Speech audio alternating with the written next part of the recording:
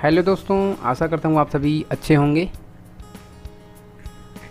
तो दोस्तों, हम पहुँचे हैं आपके कक्षा 6वीं की गणित के अध्याय 6 के तीसरा वीडियो है। ठीक है, और आज के इस वीडियो में हम पढ़ने वाले हैं विभाज्यता की जांच के नियम।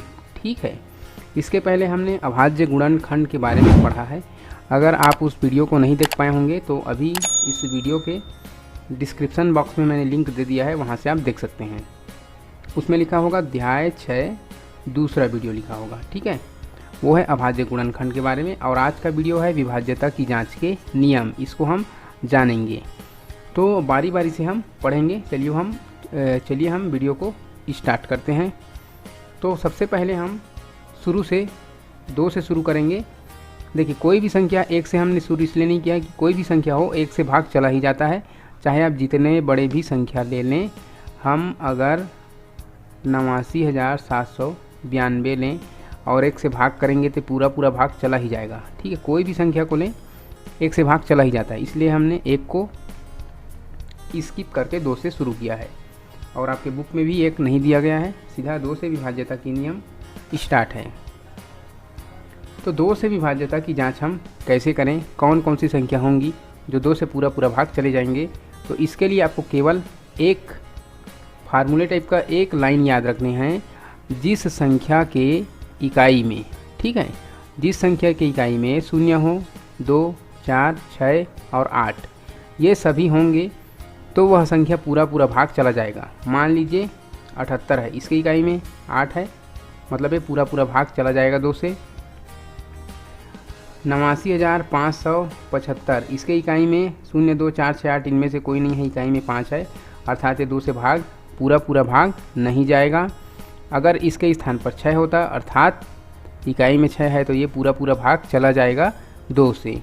ठीक है, तो ये है 2 से विभाज्यता की जांच के नियम। ठीक है, ये 2 से हुआ, तो आपको क्या याद रखना है, इसको याद रखना है। जिस संख्या के इकाई में 0, 2, 4, 6 और 8 हो तो वह 2 से पूरा भाग चला जाता है। ठीक है, अब हम आगे देखते हैं। आगे हम 3 से विभाज्यता के नियम को पढ़ेंगे। तो 3 से विभाज्यता के लिए नियम क्या है, देखिए, अगर कोई संख्या दी गई है तो जो संख्या दी गई है उन संख्या के सभी अंकों को हम जोड़कर देखेंगे। मान लीजिए आपके पुस्तक में दिया है 1,11,111, ये एक संख्या दी गई है। ठीक है, तो हमने क्या कहा, इसका जो नियम है 3 से विभाज्यता की जांच के नियम, जिसको आपको याद रखना है, वो यह है कि दिए गए संख्या के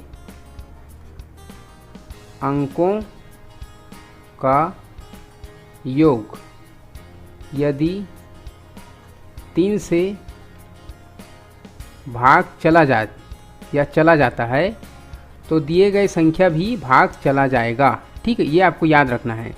तो मान लीजिए एक दिए गए संख्या ये है 1,11,111, तो इसमें मतलब 6 बार 1 है, इसको हम जोड़ेंगे 1, 2, 3, 4, 5 और ये 6 बार 1, 6 बार 1 है, जोड़ेंगे 6 आएगा। और ये 6 3 से भाग जाएगा कि नहीं जाएगा, बताइए। 3 से भाग पूरा चला जाएगा, अर्थात ये 1,11,111 भी 3 से पूरा भाग चला जाएगा, इसमें कोई शेषफल नहीं बचेगा, एक संख्या हुई। ठीक है, मैं लिखता हूँ 75,795। अब इसको हम जानना चाहेंगे कि ये 3 से पूरा भाग जाएगा या नहीं। तो क्या करेंगे, हम इसके सभी अंकों को जोड़कर देखेंगे। 7 धन 5 धन 7 धन 9 धन 5, 7 5 12, 12 और 7 19, 19 और 9 28, 28 और 5 33, 33 होगा। 33 3 से भाग जाएगा पूरा बिल्कुल जाएगा, 11 बार में 33। ठीक है, अर्थात ये 75,795 भी 3 से पूरा भाग चला जाएगा। ठीक है, हमको पूरा भाग करके देखने की ज़रूरत नहीं है, आप चाहें तो देख सकते हैं अपनी रफ कॉपी में हल करके, इसको 3 से भाग देकर देख सकते हैं, ये पूरा भाग चला जाएगा। ठीक है, तो ये है 3 से विभाज्यता की जांच के नियम। इसी प्रकार से हम आगे बढ़ेंगे और 4 से विभाज्यता की नियम को देखेंगे। तो 4 से विभाज्यता की नियम में क्या है कि कोई संख्या दी गई है, अगर उसके इकाई और दहाई का अंक, ठीक है, इकाई व दहाई के स्थान पर यदि शून्य हो या 4 से पूरा पूरा भाग जा रहा हो, जैसे कि क्या है, इसको मैं पहले लिख देता हूँ, इकाई व दहाई में शून्य हो या 4 से विभाजित हो। इस बात को आपको याद रखना है, तभी वह संख्या 4 से पूरा पूरा भाग जाएगा। उदाहरण के लिए मैं ले लूँ, यहाँ पे ले लूँ मैं 79,412, ठीक है, 79,412। अब मैं क्या इसमें क्या लिखा है, इकाई व दहाई में शून्य होना चाहिए या फिर 4 से भाग जाने वाली कोई संख्या होनी चाहिए। तो इसके इकाई और दहाई में है 12, ठीक, यह है इकाई दहाई। तो 12 4 से विभाजित हो जाती है, ठीक है, अर्थात ये संख्या भी 4 से पूरा पूरा भाग चला जाएगा। तो हमको 4 से भाग देने के लिए किसको देखना है, इकाई और दहाई को, ठीक है। अगर यहाँ पे 78 या 75,300 लिख देते, अर्थात इकाई दहाई में यहाँ 0 है, तो ये संख्या भी 4 से पूरा पूरा भाग चला जाएगा, ठीक है। इकाई दहाई में शून्य हो या 4 से भाग जाने वाली कोई भी संख्या हो तो वह संख्या 4 से पूरा पूरा भाग चला जाता है, ठीक है। और भी कुछ संख्याएं हैं जो आपके बुक्स में दी गई है, उदाहरण के रूप में 413, तो ये इकाई दहाई 4 से भाग नहीं जाता है, अर्थात ये 4 से पूरा पूरा भाग नहीं जाएगा। आप भाग करके अलग से जगह में देख सकते हैं, ये 4 से भाग नहीं जाएगा, शेषफल बच जाएंगे। 4 से अगर हम भाग देंगे, 4 1 कम 4 कट जाएंगे, 1 आएगा, शून्य बार लेंगे, सॉरी शून्य, फिर 1 बचेंगे यहाँ पे, फिर 3 आएगा तो 13 और 4 तिया 12, इसमें से 1 शेषफल बच जाएंगे, अर्थात ये पूरा पूरा भाग नहीं हुआ, शेषफल के रूप में 1 बच गया। तो ऐसी संख्याएं जिनके इकाई दहाई में या तो शून्य हो या फिर 4 से भाग जाने वाली कोई संख्या हो, तो वह संख्या 4 से पूरा पूरा भाग चला जाएगा। यह है 4 से विभाज्यता की जांच के नियम। 5 से विभाज्यता की जांच के नियम बहुत ही सरल व आसान है। इसमें क्या होना चाहिए, संख्या के इकाई में शून्य होना चाहिए या 5 होना चाहिए, तो वह संख्या 5 से पूरा पूरा भाग चला जाता है। जैसे कि 45,995, इसके इकाई में 5 है, अर्थात ये 5 से पूरा पूरा भाग चला जाएगा, ठीक है। 16,790, इकाई में 0 है, अर्थात ये पूरा पूरा भाग चला जाएगा 5 से, ठीक है। आप अपनी रफ कॉपी में इन संख्याओं को भाग देकर देख भी सकते हैं, ठीक। 5 के बाद हम चलते हैं 6, ठीक है। 6 से विभाज्यता की जांच के नियम। तो 6 से विभाज्यता की जांच के नियम क्या है, जो 2 व 3 से विभाजित हो वह 6 से भी विभाजित होती है, ठीक है। इस बात को आपको याद रखना है। जो संख्या 2 व 3 दोनों से विभाजित होती है वह 6 से भी पूरा पूरा भाग चला जाता है। तो 2 से विभाजित कौन होता है, जिसके इकाई में 0 2 4 6 8 हो, जैसे कि 216 लिखा मैंने, जो कि उदाहरण आपके बुक में भी दिया हुआ है। तो इसके इकाई में 0 2 4 6 8 देखेंगे तो 6 है इसका इकाई में, अर्थात 2 से पूरा पूरा भाग चला जाता है।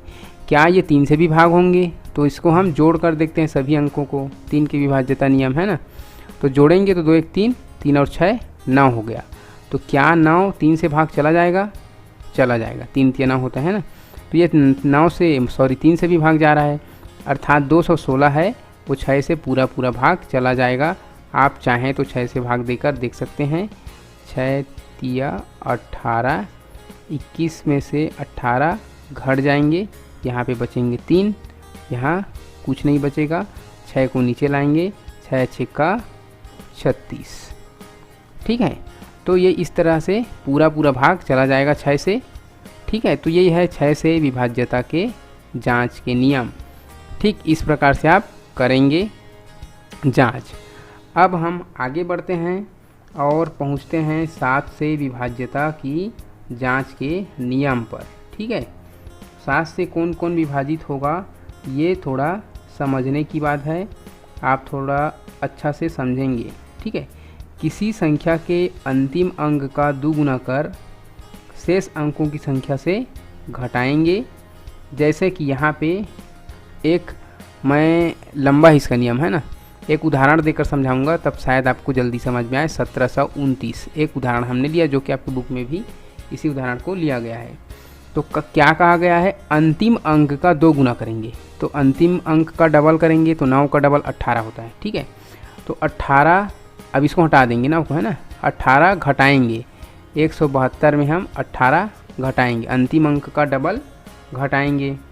तो घटाएंगे तो यहाँ पे बचेगा 154 बचेगा, ठीक है। अब 154 इसको इसी प्रकार से घटाते जाना है जब तक कि 7 से भाग जाने वाली संख्या ना आ जाए या फिर 0 ना आ जाए, ठीक है। तो यहाँ पे हम फिर अंतिम अंक 4 का डबल क्या होगा 8। तो देखिए अब 15 में से 8 घटाएंगे, 15 माइनस 8, तो 15 में से 8 घटाएंगे तो बचेगा 7, ठीक है। अब ये 7 जो है 7 से विभाजित होने वाली संख्या है, अतः अब आगे घटाने की कोई ज़रूरत इसमें हमको नहीं है। और ये 7 से भाग जाने वाली संख्या है, पूरा पूरा भाग चला जाएगा, इसलिए ये 1729 भी 7 से पूरा भाग चला जाएगा। ये है 7 से विभाज्यता की जांच के नियम, ठीक है। और एक इम्पॉर्टेंट बात कि इस अंक को 1729 को रामानुजन संख्या भी कहा जाता है। वो क्यों कहा जाता है आपके बुक में अच्छे से उसको बताया गया है, ठीक है। तो ये है 7 से विभाज्यता के नियम। इसके बाद हम देखते हैं 8 से विभाज्यता के नियम क्या है। तो 8 से विभाज्यता के नियम, यदि किसी संख्या के सैकड़ा, दहाई, इकाई वाले तीनों अंकों की संख्या 8 से विभाजित हो या सैकड़ा, दहाई व इकाई के स्थान पर 0 हो तो वह संख्या 8 से विभाजित होगी। तो 8 से जो विभाज्यता की जांच वाले नियम हैं वो क्या है, सैकड़ा, दहाई व इकाई, तीनों स्थान पे जो भी संख्या होंगे वह 8 से अगर विभाजित होगा तो वो पूरी संख्या भी 8 से विभाजित हो जाएगा। उदाहरण के रूप में अगर हम लेंगे तो मान लीजिए हमने एक संख्या लिया जो आपके बुक में है 12317, 12317 ये 3 है, ठीक है। 12317 को लिया। अब हमको लास्ट 3 सैकड़ा, दहाई, इकाई को देखना है, क्या ये 8 से पूरा विभाजित है। तो ये 8 से भाग देंगे पूरा, या फिर देखो सैकड़ा, दहाई, इकाई 8 से विभाजित होना चाहिए या फिर 0 होना चाहिए, सैकड़ा, दहाई, इकाई, तो भी ये 8 से पूरा भाग चला जाएगा। तो 317 को भाग देकर देखते हैं हम 8 से।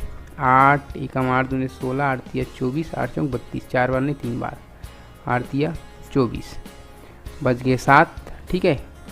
उतार लाएंगे 7, 8 नियम 72, 9 बार में 72, बच गए 5, यहाँ पे शेषफल 5 बच गया, अर्थात पूरा भाग नहीं हो रहा है। तो ये 12317 भी 8 से पूरा भाग नहीं होगा, ठीक है। ये पूरा भाग नहीं होगा। अगर हम देखेंगे कुछ और संख्या, मान लीजिए आपकी बुक में दिया है 1816, ठीक है, 1816, इसके अंतिम 3 अंक को देखेंगे 816, क्या ये 8 से भाग होगा। तो 8 से इसको भाग करेंगे एक बार, 8 एकम 8, ये पूरा कट गए, 1 आएगा, फिर 0 लाएंगे और 0 घटाएंगे तो 1, फिर 6 आएगा, फिर 8 दूनी 16, ठीक। इस प्रकार से ये 816 पूरा भाग जा रहा है, अर्थात ये 1816 8 से पूरा भाग चला जाएगा, ठीक है। तो ये क्या है, 8 से विभाज्यता के नियम हैं, ठीक। अब हम आगे बढ़ते हैं और 9 से विभाज्यता की नियम की जांच करेंगे कि कौन कौन सी संख्या है जो 9 से पूरा भाग चला जाएगा। यदि किसी संख्या के अंकों का योग 9 से विभाज्य हो तो पूरी संख्या भी 9 से विभाजित होगी, ठीक है। ये जैसे 3 का है, पूरी संख्या के अंकों को जोड़कर देखते हैं और वह संख्या के अंकों का योग यदि 9 से विभाज्य है तो पूरी संख्या 9 से विभाजित होगी। ठीक है, ये है हमारा 9 से विभाज्यता के नियम। तो संख्या के अंकों का योग यदि 9 से विभाज्य है तो पूरी संख्या 9 से विभाजित होगी। एग्जाम्पल के रूप में जो आपके बुक में दिया हुआ है 3663 एक संख्या है और हमको बताना है ये 9 से विभाज्य है कि नहीं है। तो हम क्या करेंगे, सभी अंकों को जोड़ेंगे। 3 और 6 9, 9 6 15, 15 और 3 18 होगा। क्या 18 9 से पूरा पूरा विभाज्य है? तो ये 18 9 से पूरा पूरा विभाज्य होता है, 9 दूनी 18 होता है। अर्थात 3663 भी 9 से पूरा पूरा भाग चला जाएगा। ठीक है, तो इस प्रकार से आपको जोड़कर देखना है। एक और उदाहरण दिया है 1827 का, इसको हम जोड़कर देखेंगे। 8 और 1 9, 9 2 11, 11 और 7 18। यह भी 9 से विभाज्य पूरा पूरा हो जाएगा। ठीक है, तो ये है 9 से विभाज्यता की जांच। जैसा 3 का होता है, पूरे संख्या के अंकों को जोड़कर देखते हैं। जोड़ने के बाद उत्तर को देखते हैं कि वो 9 से भाग जा रहा है या नहीं। अगर भाग जा रहा है तो वह संख्या भी 9 से पूरा पूरा भाग चला जाएगा। ठीक है, अब इसके बाद पहुंचते हैं हम 10 से विभाज्यता की जांच के नियम, जो कि सिंपल है, छोटा सा है। जिसके इकाई में 0 हो, ये 10 से पूरा पूरा भाग चला जाएगा। चाहे कोई भी हो, जैसे 10 है, इकाई में 0 है, 20 100 है, 500 है, 610 है, 990 है, कुछ भी है जिसकी इकाई में 0 है, वो 10 से पूरा पूरा भाग चला जाएगा। ठीक, इसको ज़्यादा आपको मशक्क़त करने की ज़रूरत नहीं है। ठीक है, इसके बाद हम देखेंगे 11 से विभाजित होने वाले नियम, विभाज्यता की जांच के नियम। तो इसमें भी जैसे 7 के लिए थोड़ा मशक्क़त है, वैसे भी उसी प्रकार से इसमें भी थोड़ा सा मशक्क़त है। अगर मैं इसको उदाहरण के साथ बताऊं तो ज़्यादा अच्छा रहेगा। जैसे कि एक उदाहरण है जो आपके बुक में भी दिया हुआ है, 8,56,592, 8,56,592 आपके बुक में दिया हुआ है। तो 11 से विभाज्यता के नियम क्या करना है, देखिए ये पहला स्थान है, पहला, ये दूसरा है, ये तीसरा स्थान, ये चौथा स्थान, ये पांचवा स्थान, ये छठवां स्थान। स्थान को गिनेंगे पहले। ठीक है, तो मैंने ऊपर नीचे इसलिए लिखा कि एक तरफ में क्या आ गए, सम वाले स्थान आ गए, दूसरा चौथा छठवां स्थान, इस प्रकार से सम वाले स्थान आ गए। ऊपर में क्या लिख दिया, पहला स्थान, तीसरा स्थान, पांचवा स्थान। तो ये विषम वाले स्थान ऊपर चले गए। तो वो जो विषम स्थान में हैं उनको जोड़ेंगे और सम स्थान में हैं उनको जोड़ेंगे, दोनों को जोड़ेंगे। यदि विषम स्थानों के अंकों का योग तथा सम स्थान के अंकों का योग का अंतर 0 हो, जैसे विषम स्थान के अंक को पहले जोड़ता हूँ, 2 और 5 7, 7 5 12। ठीक है, और इसके बाद सम स्थान के अंकों का योग 9 6 15, 15 और 8 23। ठीक है, तो कितना आ गए, 23, इसका योग 23। अब हम 23 में से 12 घटाएंगे तो कितना आएगा, 11 आएगा। ठीक है, तो क्या ये घटाने के बाद जो संख्या मिल रहा है ये 11 से पूरा पूरा भाग चला जाएगा, चला जाएगा। अर्थात 8,56,592 भी 11 से पूरा पूरा भाग चला जाएगा। ठीक है, हमको इसी प्रकार से सम स्थान के अंकों को जोड़ के देखना है, विषम स्थान के अंकों को जोड़ के देखना है, जोड़ने के बाद घटा के देखना है। अगर घटाने के बाद जो उत्तर या तो 11 से भाग हो रहा हो या 0 प्राप्त हुआ हो, तब क्या होगा, वो 11 से पूरा पूरा भाग चला जाएगा। ठीक है, इस बात की आपको ध्यान में रखना है। ठीक, तो ये है 11 से विभाज्यता की जांच के नियम। मैंने सभी को बताया बारी बारी से बच्चों, और यहाँ पे मैंने कुछ उदाहरण का भी सहारा लिया है। और सभी उदाहरण के हिसाब से मैंने इसको समझाने का प्रयास किया है, तो आपने समझा होगा। तो आज के लिए बस इतना ही। अगली वीडियो में मिलेंगे हम महत्तम समापवर्तक के साथ। ठीक है, अगली वीडियो हम क्या देखेंगे? महत्तम समापवर्तक। तो आज के लिए बस इतना ही। आप वीडियो से लगातार बने रहे, इसके लिए आपको थैंक यू सो मच।